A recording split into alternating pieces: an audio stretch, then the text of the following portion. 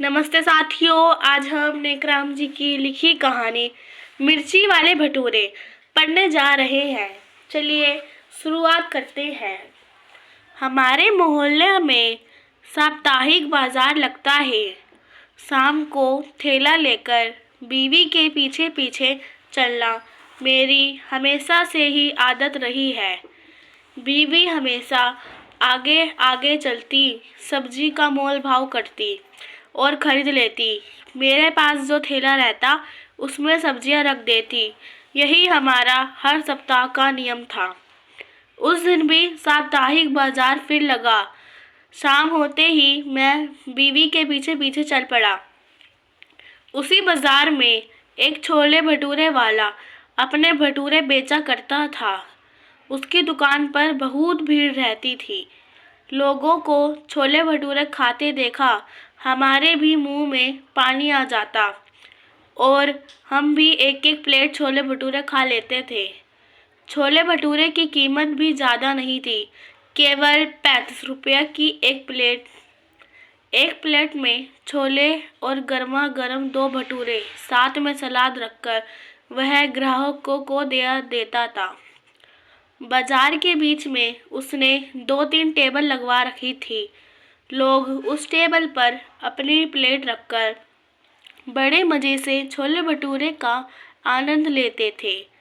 हमने भी 2 प्लेट छोले भटूरे का ऑर्डर दे दिया और मैंने काउंटर पर पैसे जमा करके टोकन ले लिया और हम टेबल पर खड़े होकर अपने भटूरे का इंतज़ार करने लगे। 5 मिनट बाद ही एक छोटा लड़का 2 प्लेट भटूरे की लाकर हमारे सामने रखकर चला गया। जब हमने भटूरे खाए तो छोले में अधिक मिर्च थी। पत्नी के मुंह से तो सी सी की आवाज़ निकलने लगी। इतनी तेज मिर्च वाले छोले खाकर मेरा तो पसीना ही निकल गया। ग्राहकों ने भी दुकानदार से कहा, छोले में मिर्च ज़्यादा है मगर छोले स्वादिष्ट है और भटूरे तो आपके बड़े फेमस है, इसलिए जब भी साप्ताहिक बाजार लगता है तो हम लोग आपकी ही दुकान में चले आते हैं। पत्नी ने छोले खाते ही कहा, मिर्च बड़ी तेज है, जल्दी से पानी ले आओ। मैंने दुकानदार से कहा, भाई पानी 1 गिलास चाहिए। तब दुकानदार ने मुझे इशारा करते हुए कहा, वहाँ एक ठंडे पानी की मशीन दिखाई दे रही है, वहीं से पानी ले लो। मैं उस ठंडे पानी की मशीन के पास पहुँचा तो उस बुजुर्ग ने दिखने वाले आदमी ने कहा, 2 रुपया गिलास है पानी का। वह बुजुर्ग पुराना सा कुर्ता पजामा पहने, हाथ तो उसके काँप रहे थे, शायद 40 वर्ष की उम्र का होगा। उसकी दुकान पर पीने वाले की बहुत भीड़ थी। जो भी छोले भटूरे खाता उसकी दुकान से ही पानी खरीद कर पी लेता। 2 गिलास में पी गया और 2 गिलास पत्नी को पिला दिए। उस बुजुर्ग को 8 रुपया देने के बाद मैं छोले भटूरे की दुकानदार के पास पहुंचा और दुकानदार से कहा, तुमने छोले में इतनी मिर्च डाली है, हमारा पेट भी खराब हो सकता है। पहले तो तुम्हारे छोले कम मिर्च वाले बनते थे, आज मिर्च ज़्यादा क्यों है? क्या इस तरह तुम दुकान चलाओगे? और तुमने पानी की व्यवस्था भी नहीं की हुई है।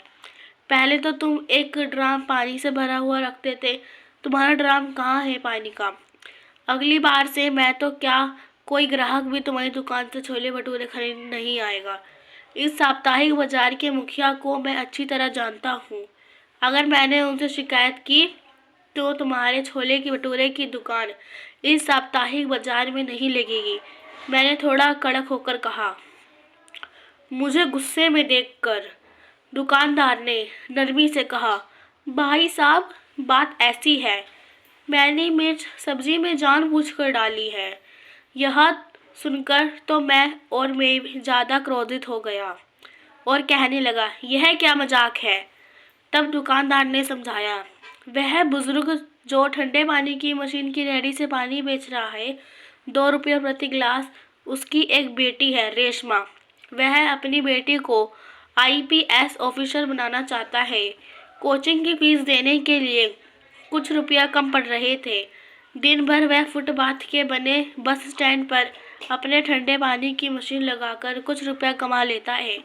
हमारे ही मकान का किराएदार है, मुझसे कर्जा मांग रहा था, लेकिन मैंने नहीं दिया क्योंकि 3 महीने का किराया उसने अभी तक नहीं दिया।